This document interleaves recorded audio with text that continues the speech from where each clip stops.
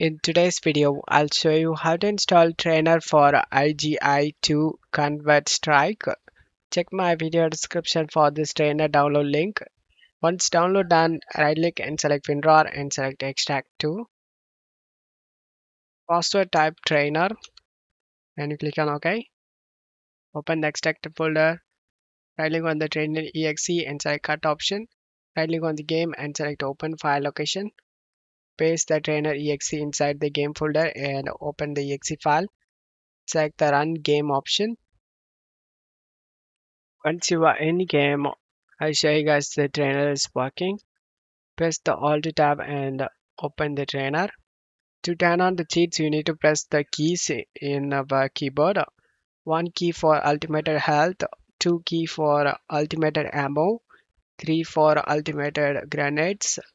Once you turn on these cheats, get back to the game. I'll show you guys it's working. Infinite ammo working.